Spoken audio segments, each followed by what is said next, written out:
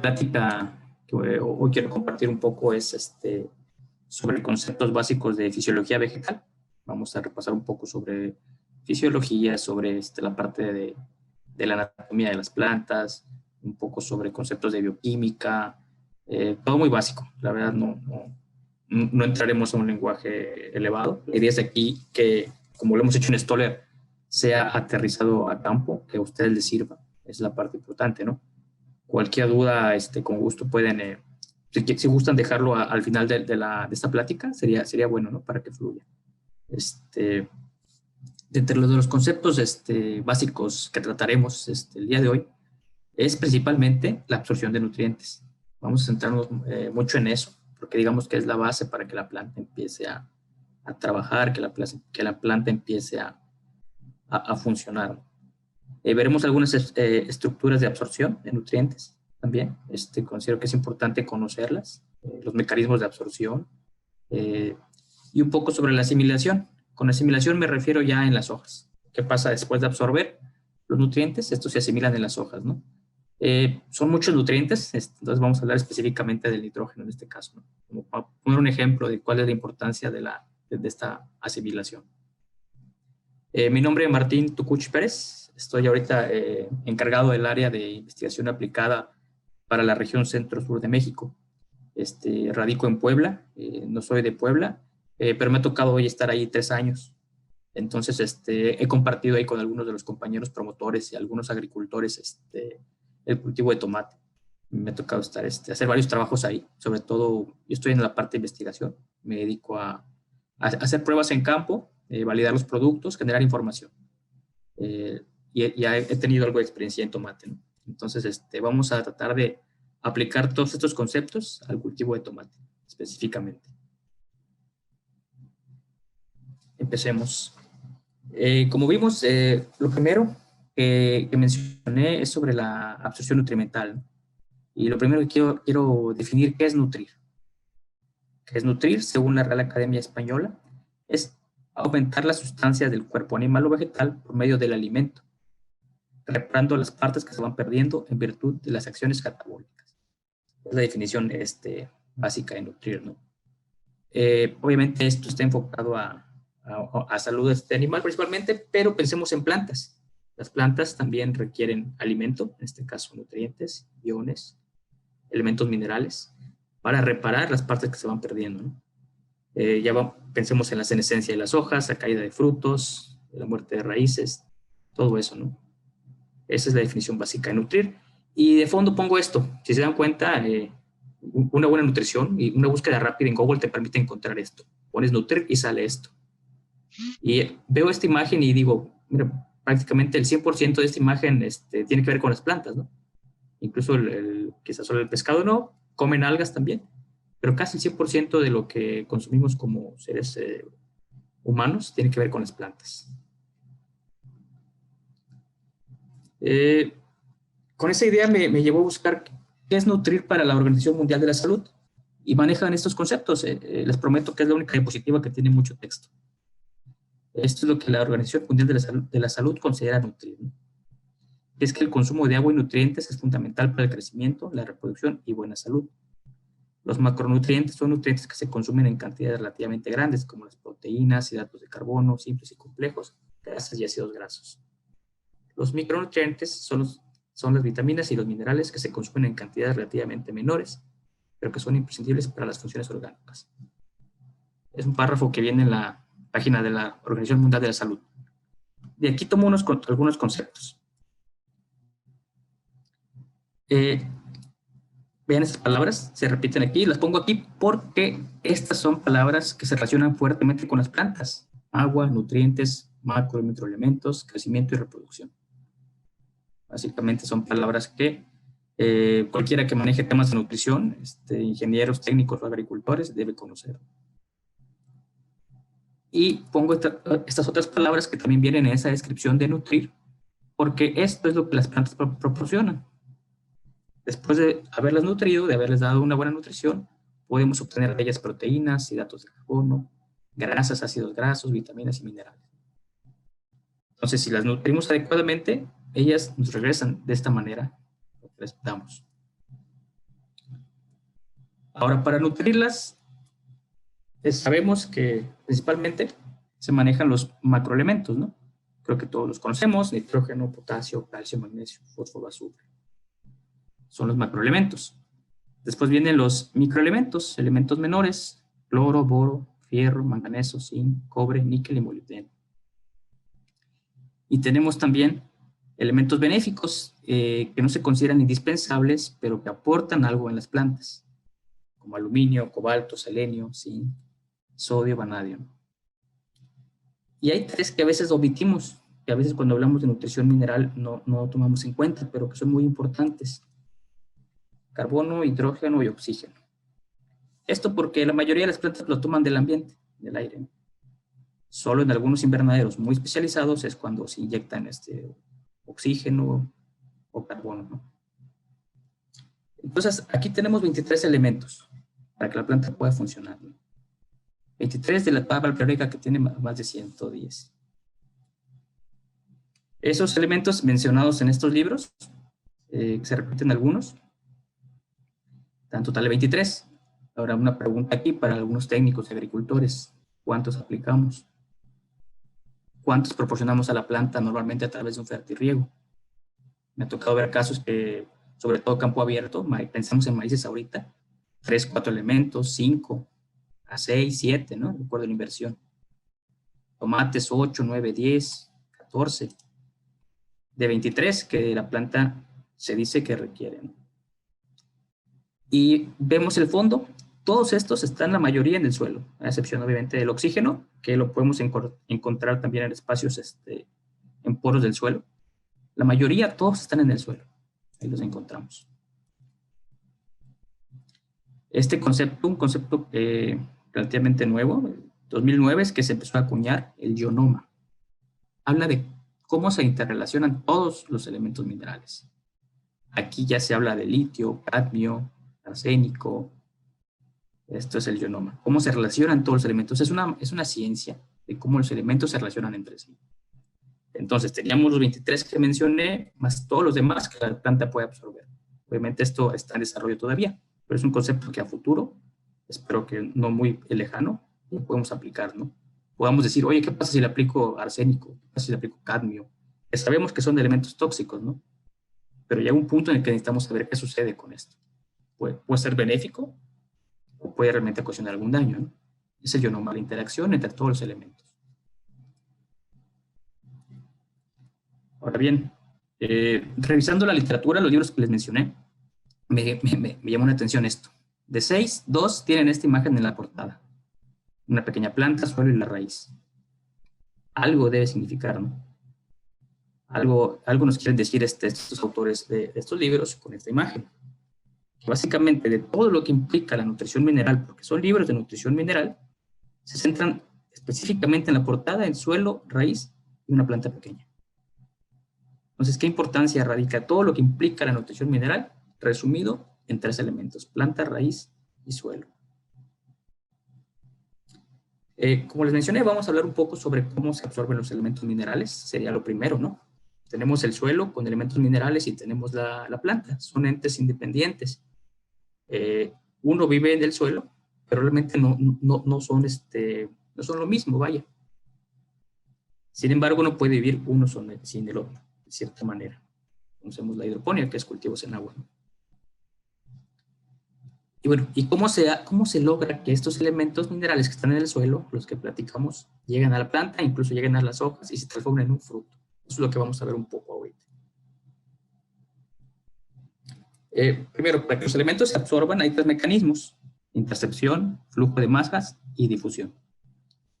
Intercepción es simple, es nada más que la raíz busque los elementos minerales a través del suelo, ¿no? A través del espacio poroso. Se va abriendo espacio en el suelo. Están los elementos minerales, la raíz crece y los elementos entran a la planta. No tiene mucha complejidad. Vamos a ver un pequeño video. Espero que se pueda reproducir.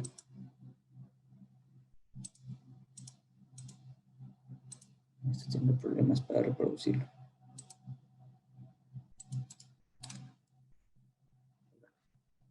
Son plantas que crecieron sobre un medio de agar, es decir, una solución nutritiva, un medio nutritivo, Y vean cómo crece la raíz, cómo se va moviendo. Eso sucede en el suelo. La planta va buscando los elementos minerales, va consumiendo todos los elementos que están alrededor de la raíz y pelos radiculares y se sigue moviendo, no se mantiene quieta. Si han trabajado algunos con hidroponía, específicamente en agua, me refiero, sabrán que la raíz a veces no crece tanto, porque tiene todo ahí inmediatamente, no tiene que crecerse, no se esfuerza.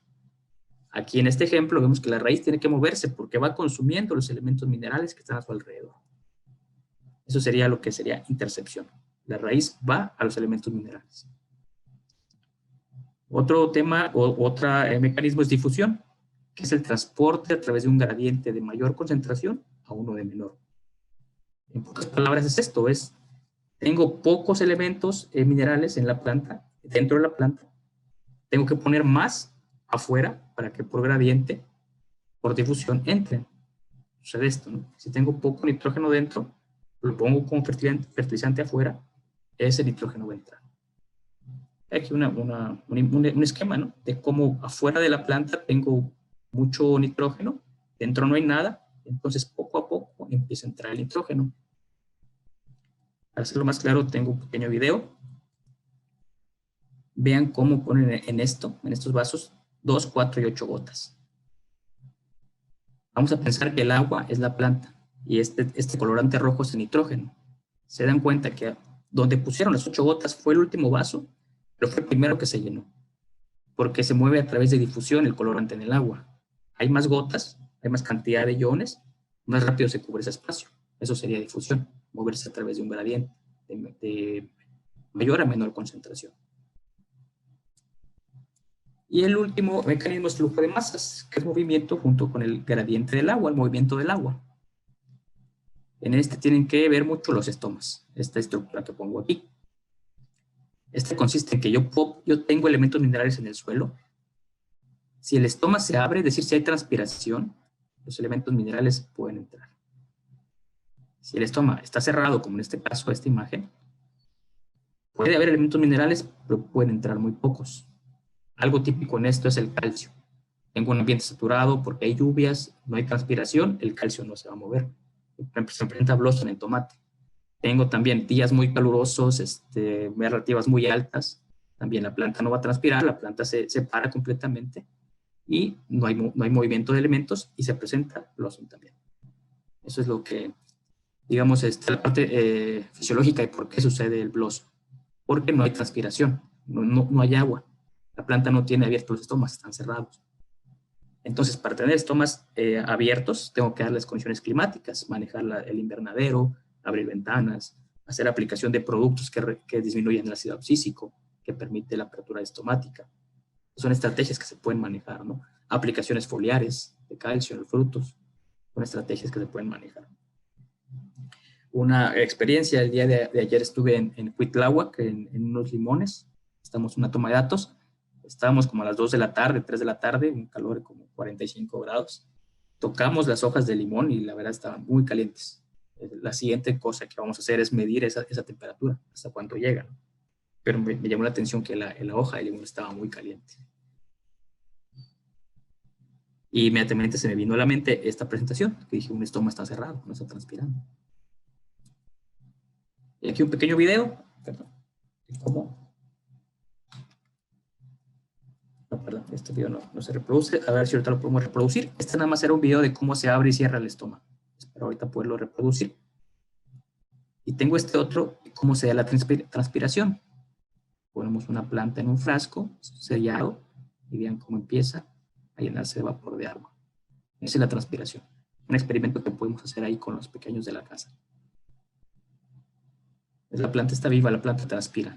Y esa transpiración, ese vapor de agua que sale en el frasco, permite el movimiento de los elementos minerales. Eso sería flujo de masas. Bien, aquí una pequeña tabla de algunos experimentos que se reportan en libros. Y dice que en maíz, la mayoría de los elementos minerales se mueven por flujo de masas y difusión. La mayoría de los elementos minerales. Quiere decir esto que necesitamos darle los elementos minerales al suelo para que haya más concentración y necesitamos darle las condiciones climáticas adecuadas para que éstas se puedan absorber. No basta solamente esperar que la planta busque los elementos en el suelo. hay que dárselos básicamente en la zona radicular y darle las condiciones. Esto puede aplicar a todas las plantas, pero esta información está para maíz. Ahora bien, la absorción sabemos que es a través de las raíces. Aquí un poquito de la estructura de la raíz, cómo se compone. Tenemos lo que es la punta o el ápice, caliptra le llaman. Esta zona que estoy señalando, espero puedan ver con el apuntador, solamente no tiene pelos radiculares, pueden ver, es lisa, ¿no? Solamente se encarga de guiar a la raíz. Recuerden el primer video que vimos, solamente se encarga de censar y buscar elementos minerales. Después viene una parte de elongación y división, que es esta parte, tampoco hay pelos radiculares. Esta parte solamente se encarga de crecer, para ir moviendo la caliptra o el ápice de la raíz. Y después viene la parte de pelos radiculares. Esta es la parte que en este momento nos interesa, porque esta es la zona de absorción. Es la zona que nos interesa, la zona de absorción. Vamos a verlo más de cerca. Tengo estos pelos radiculares y estos se conectan con el xilema y floema. Están conectados, vamos a verlo aquí en esta fotografía. Vean cómo tengo en la punta mi ápice o caliptra que va censando, parte de elongación sin pelos radiculares, y después tengo muchos pelos radiculares, la parte de absorción. Un punto importante es que no basta tener raíces abundantes, largas, ¿no? Lo que queremos es esto, pelos radiculares. La raíz, una raíz larga, gruesa, tiene su importancia en la parte de darle estabilidad a la planta, ¿no? Pero al momento de la absorción necesitamos esto, pelos radiculares. Esto es lo que necesitamos ver en campo, buscarlo constantemente, monitorearlo, pelos radiculares. Blancos, activos, vivos, que no estén negros, que no estén cafés. Vamos a imaginar que hacemos un corte aquí, un corte transversal, y veríamos esto. Vemos la parte exterior de la raíz, vemos en el centro estos pequeños huequitos blancos, es por donde se transportan los elementos hacia las hojas, xilema y floema. Vamos a hacer un close-up y veríamos esto. Este es un pelo radicular. Ahí tendríamos los elementos minerales, en esa zona. Ahorita vamos a ver cómo entran y se van a mover hacia el xilema y floema, que es aquí, lo que tenemos en la esquina, que estoy señalando. Hasta ahí deben llegar. Aquí están los elementos minerales, vemos también pelos radiculares. Y hay dos mecanismos para pasar a través de la raíz. Es vía simplasto y apoplasto. Y es un término un poquito más técnicos, que quiere decir que uno tiene gasto de energía y otro no. Uno es a través del espacio celular, que sería la raya azul, como que va bordeando las células. Cada cuadro cada bolita es una célula, obviamente. Y simplasto, que es a través de las células, ¿no? Ya con gasto de energía. Aquí el chiste es que llegue aquí, al floema y al xilema. De ahí va a echar ya parte aérea de la hoja, a través del xilema. Ahora bien, aquí tenemos esta radiografía de una planta con pelos radiculares. Lo que les decía, ¿qué queremos ver? ¿Qué necesitamos ver en campo como técnicos, como agricultores? Necesitamos ver esto, una raíz con pelos absorbentes, abundantes, blancos. No como la otra imagen, la C, que se ve que son pelos radiculares deformes, ya quizá muertos, ¿no? Si no tenemos estos pelos absorbentes, no vamos a poder tener una buena nutrición. Es el principal punto para tener una buena nutrición. Ahorita más adelante con Felipe vamos a ver balances iónicos, vamos a ver disponibilidad de nutrientes, pH, conductividad. Pero lo principal, o lo que debemos buscar es esto, pelos radiculares. De nada sirve tener la mejor solución nutritiva si no tenemos pelos radiculares. Y eso es muy fácil de monitorearlo, solamente hay que mover un poco ahí la zona radicular. ¿Y qué sucede con esos pelos radiculares? Que la absorción mineral ahí disminuye muy rápido. Vean, aquí hay un experimento en el que midieron la absorción de nitrógeno, que es la eje de las Y, de 0 a 20, y la edad de la raíz, de 0 a 40. Vean cómo va disminuyendo. Cada punto negro es una medición. Entonces dice que la absorción de nitrógeno disminuye en función de las raíces. La absorción puede disminuir hasta en un 50% en un día. Es decir, la vida de esos pelos radiculares es muy poca. Es básicamente de 1 o 2 días que pueden estar ahí. hasta el día 20 pueden estar absorbiendo, pero ya la absorción se disminuye mucho. Entonces tenemos que buscar constantemente tenerlos. No basta verlos un día y monitorearlos a los 15 días. Se puede cada semana que estarlos viendo, no dejar de verlos, es lo que debemos buscar. Ven aquí ya cómo se disminuye simplemente en un día, que se está la flecha. Y al 1 o 2 días ya cayó la absorción de nitrógeno que presentaban en este experimento. Esta imagen a mí me gusta mucho porque dice que en una deficiencia de nitrógeno, la raíz tiende a buscar los elementos minerales. Como dijimos, va a absorber por intercepción. Pero vean la parte aérea, que es estas pequeñas rayas que están encima del suelo, lo que representa el suelo. A medida que la raíz es más grande, la planta es más pequeña. Entonces, no busquemos o no tratemos de darle una raíz enorme que alcance de surco a surco, que esté en el pasillo, ¿no? Con que busquemos que la raíz esté en el área de riego, en el área de goteo, y pelos radiculares, que esté compacta, es suficiente. No necesitamos tener raíces largas, enormes. ¿Por qué? Porque es gasto de energía. Ahorita vamos a ver un poco sobre eso. Aquí dice que si la planta no tiene el fertilizante a la mano, va a invertir en su búsqueda, invierte energía, invierte recursos. Aquí en este cuadro, otro experimento que viene en libros de nutrición, mencionan el costo energético en 3 etapas de la planta, de acuerdo al tiempo. Recuerden, el ATP, que es una molécula, la molécula de energía de la planta, digamos, a mí me gusta verlo como si fuera el dinero que la planta tiene para invertir, ¿no?, en su crecimiento, el dinero que les va a pagar para poder alimentarse, para poder crecer. Y vemos que a los 40 días una planta invierte el 36% en absorber iones, en desarrollo radicular, el 39% en crecimiento vegetativo y el 25% en biomasa. A los 60 días empieza a disminuir ese porcentaje de inversión de iones, ya baja al 17%. A los 80 días al 10%, ya la absorción es poca, ¿no? Porque la planta lo que busca ya es crecer y mantener la biomasa. O sea, ese porcentaje es 43 y 38, 40 y 52. Aquí la planta lo que le interesa es absorber biomasa, ya no hacer raíces, ¿no? Pero esta planta, esto habla de ese tipo de plantas, no de tomates. Ahora pensemos en tomates. Un tomate con todo lo que tiene que cargar, pues el costo energético es mayor.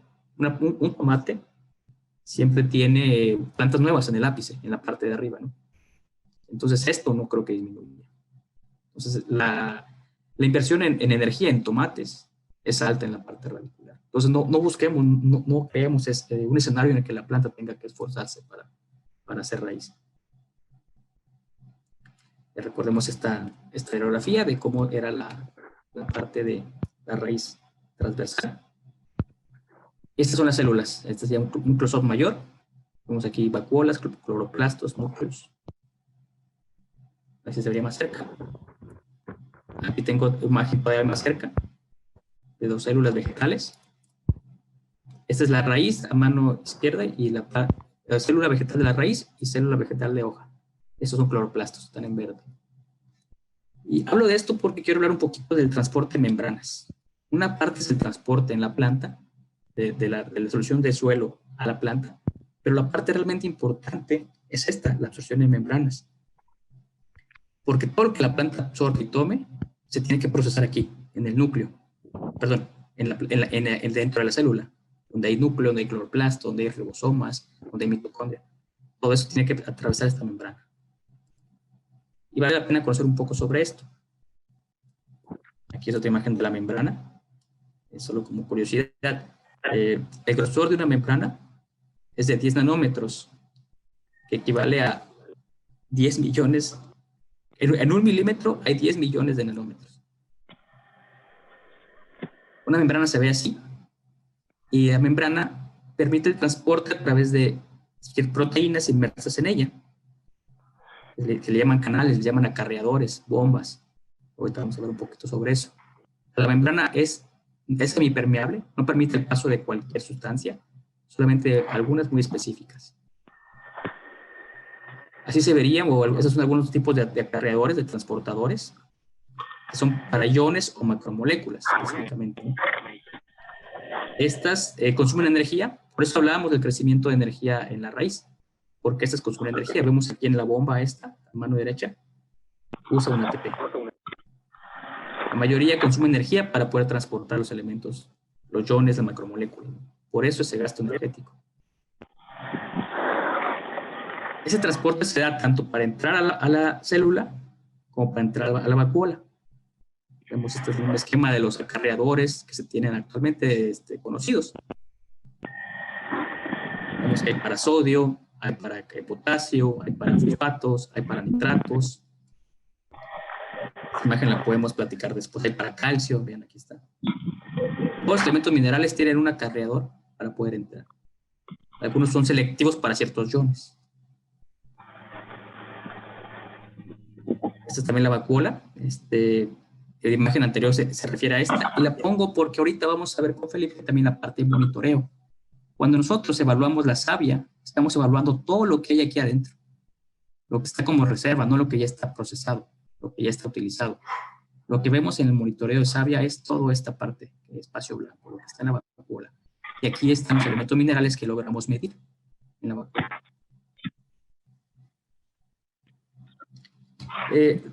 Los iones que entran a la planta a través de la célula son seleccionados por la membrana. Aquí un pequeño experimento que también se reporta. Me pareció muy interesante, por eso lo pongo. Y trata de que ponen aquí los iones, ponen la concentración inicial en la solución nutritiva. Imaginemos que estaban en una pequeña planta en un vaso. Que harían esta solución, nanomoles de ciertos iones. Y a los 4 días vean cómo esa solución cambió. La planta ya tomó o disminuyó, más bien, disminuyó la concentración en la solución de potasio. Había 2 y ya nada más quedaba 1.4 en plantas de maíz. Disminuyó el calcio que estaba en la solución, pero el sodio aumentó. La planta no quiso tomar sodio en ese momento. Disminuyó el fosfato, disminuyó el nitrato y aumentó el sulfato en el caso de los frijoles, de frijol. Eran 2 tipos de planta, ¿no? Entonces la planta es inteligente, la planta sabe qué tomar. La planta sabe qué elementos quiere en ese momento, qué requiere, ¿no? Vean el calcio, fue poco lo que tomó. Pero vean el fósforo, fue bastante lo que tomó. Y eso también se relaciona con lo que va a platicar Felipe de la solución nutritiva. La planta es selectiva, pero ayudémosle dándole una buena solución equilibrada a esa selección. No hagamos que gaste energía. Ese sería el punto aquí, ¿no? Ayudémosle a la planta a generar soluciones adecuadas para que pueda evitar un gasto energético. Aquí ya viene un poquito la parte de la asimilación. Un poquito de bioquímica. Hablando de nitrógeno, que es lo que quería mencionarles. Se absorbe por las raíces con nitrato o amonio, sube a las hojas y en las hojas se transforma. En este punto 1, el nitrato o amonio, perdón, el nitrato específicamente, se transforma en nitrito, es NO2. Vean que el resto se acumula en la vacuola, lo que platicamos. Cuando nosotros evaluamos savia, esto es lo que vamos a ver, la disponibilidad de nitratos que hay en la planta. Porque el resto, como mencioné, se va a nitritos y en otro proceso pasa de nitritos a amonio y de amonio a glutamato. Ya glutamato es un aminoácido, es un compuesto bioquímico que ya forma parte de los aminoácidos, proteínas, ácidos nucleicos. Entonces, este esquema representa cómo pasamos de una solución nutritiva que tiene nitrógeno a cómo llegamos a un glutamato. Esa es la parte importante, ¿no? Cómo pasamos de elementos minerales a ya elementos bioquímicos compuestos, ¿no? Elementos orgánicos. Obviamente es un proceso complicado o tedioso, por así decirlo, que implica todo esto, ¿no? No lo vamos a ver, solo quería que viera un poco de todo lo que implica una ruta metabólica. Esto creo que es importante, pensar de cómo pasamos de aminoácidos, que como el glutamato que les comenté, a péptidos, que son más complejos, a proteínas, que son más complejas. ¿Cómo la planta logra hacer eso? De un ion, nitrógeno, a una proteína. La planta logra transformar eso. Y esto ya nosotros nos puede alimentar. Usamos para alimentar las proteínas en plantas. Aquí es el mismo esquema, pero resalto algunas cosas. Es el mismo esquema de absorción de nitrógeno, pero aquí vean esto. Hojas jóvenes producen azúcares. en esta parte, hojas jóvenes, están produciendo azúcares. Hojas viejas producen proteínas. Y esas azúcares y proteínas se van al grano, en este caso, que es órgano de interés. Pero pensemos que fuera un tomate, pensamos que era alguna hortaliza, ¿no? O sea, las hojas van a alimentar ese grano. Es importante cuidar estas áreas foliares, incluso senescentes, porque siguen trabajando, siguen produciendo. Y no solo hacia el grano o al órgano de interés, sino también hacia la raíz. Vean las flechas, es bidireccional. Tanto alimentan el órgano de interés como alimentan las raíces.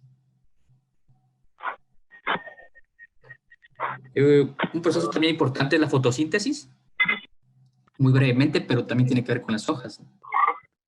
Es un proceso en el cual se convierten sustancias inorgánicas como dióxido de carbono y agua en sustancias orgánicas, como hidratos de carbono, en glucosa, energía, azúcares que la planta va a usar, va a usar para trabajar, ¿no?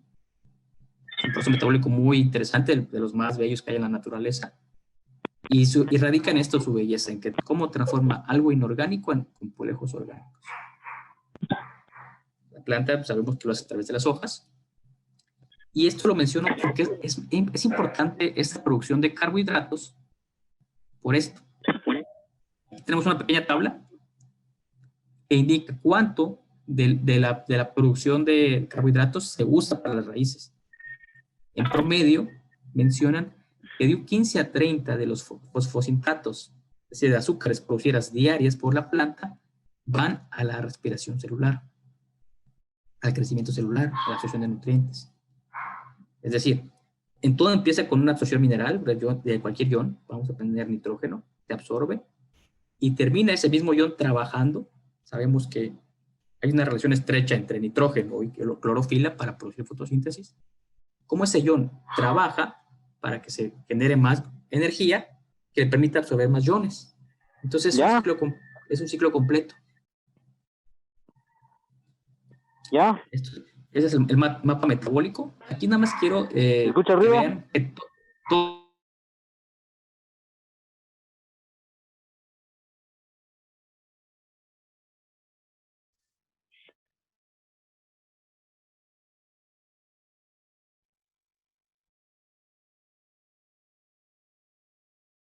si gustan platicar este mapa metabólico más adelante, estaría interesante. Bien, ya para finalizar, puntos importantes que quiero resaltar y que tienen que ver con lo que vamos a ver después, con la plática de otros compañeros. Los nutrientes tienen que ir en balance y disponibilidad. Vimos la parte fisiológica de por qué debe ser esto, ¿no? Ayudar a la planta. La importancia del área radicular, un buen establecimiento. También vimos por qué debe ser y qué debemos cuidar. Debemos cuidar los pelos absorbentes.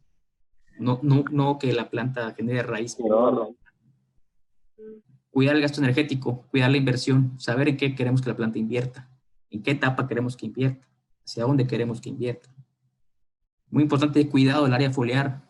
Esto se relaciona con la parte de hongos, bacterias, insectos, ¿no? Mantenerla también bien nutrida, porque necesitamos fotosíntesis. Mantener condiciones climáticas óptimas, quizá no vamos a ver mucho sobre esto, pero pues es importante, ¿no? Tener un adecuado clima, manejar el invernadero, manejar acolchados, todo lo que implique manejar condiciones climáticas. Y también asegurarnos de la producción de azúcares que vaya a órganos de interés, que no vaya solamente a raíz, que no vaya solamente a más hojas, sino que vaya donde lo buscamos, a frutos, ¿no? Que es lo que queremos, es lo que nos interesa. Por eso vimos ahorita un poquito de la fisiología, de cómo podemos usar la fisiología en la producción, un poquito, ¿no? Vamos a ver más adelante con los compañeros ya específicamente cómo lo haríamos a través de los productos Stoller. Y ya para concluir, cerraría con este símbolo, lo que les comenté. El ciclo no acaba, o sea, el ciclo empieza con un ion y termina con ese ion. Es un ciclo continuo, no acaba. Así es la fisiología, no termina. Bueno, de mi parte sería todo. No sé si tengan algunas preguntas, con gusto podemos platicarlas. Espero que les haya gustado, que lo hayan disfrutado y que hayan entendido sobre todo, que me haya sabido explicar. Si tienen alguna pregunta, Eusebio, no sé cómo se va a hacer esta logística. Buenas tardes. Sí, ¿qué tal? Habla Mónica Laureano. Tengo una duda. Sí. La hoja bandera en tomate, ¿hasta qué tiempo tiene todavía función en la planta? Una vez que se realiza, 2 semanas después, ¿aún sigue siendo funcional o puede permanecer por más tiempo? La hoja bandera, ¿te refieres a la que va junto con el ápice? Correcto, la que se hace de un brote de tomate. Ok, como el chupón. Así es. Ujú. Pero eso sí buscaríamos quitarlos porque, digo, si lo que nos interesa es producir tomates, obviamente, ¿no? Entonces, todos esos chupones, pues son energía, ¿no? La planta va a alimentar eso porque quiere seguir creciendo.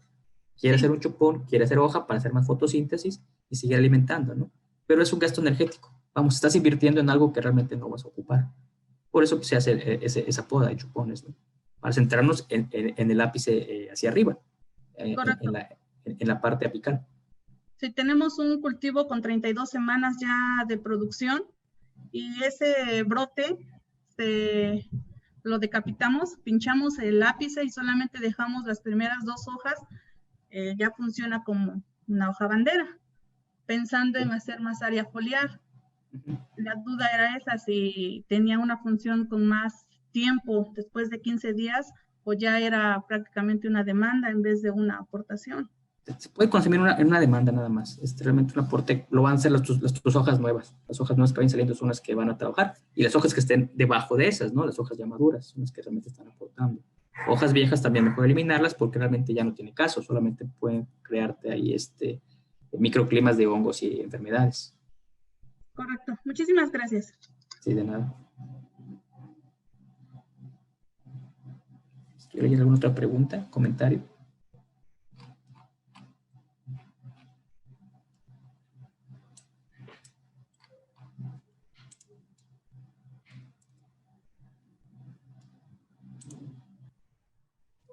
Hola, ¿qué tal? Buenas tardes. Buenas tardes. Mi nombre es Adalberto Tapia. Martín, una pregunta.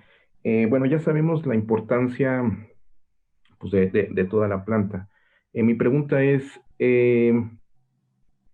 ¿a qué edad se considera óptima el desoje de la planta? O sea, si tenemos que esperar hasta ciertos racimos o hay una edad en la cual es lo óptimo para deshojar la planta. Considero que hasta ciertos racimos, realmente, ¿no? Porque una planta que apenas empieza con los primeros racimos, esas hojas necesitan nutrir esos racimos, ¿no? Y Claro, si sí, si le haces un desoje muy rápido, muy pronto, pues es más el proceso de mover, si desojo hacia arriba del primer racimo, uh-huh.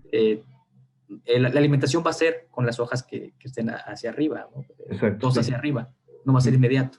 Okay. Mejor sí dejarlo en primera hoja, ¿no?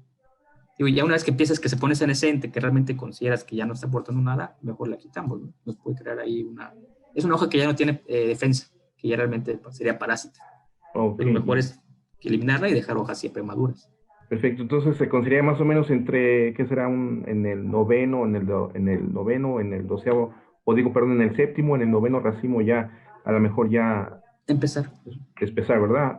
Bueno, de abajo hacia arriba. Sí, claro. Obviamente sabemos que depende de las variedades, ¿no? Hay más vigorosas, claro. Con más hojas, todo, ¿no? Pero sí, te digo, el séptimo al noveno es donde puedes empezar. O sea, ya que la hoja veas que de plano ya pierde su vigor, que ya es una hoja que ya no está aportando nada. Va a causar más problemas que beneficios, pues ya mejor se quita, ¿verdad? Claro. Porque a fin de cuentas sigue siendo, como te digo, una hoja parásita de cierta manera, ¿no? De algo se alimenta, de algo la alimentan. Entonces, mejor que esa alimentación se vaya a frutos. Ok, perfecto. Muchísimas gracias, man. Sí, de nada.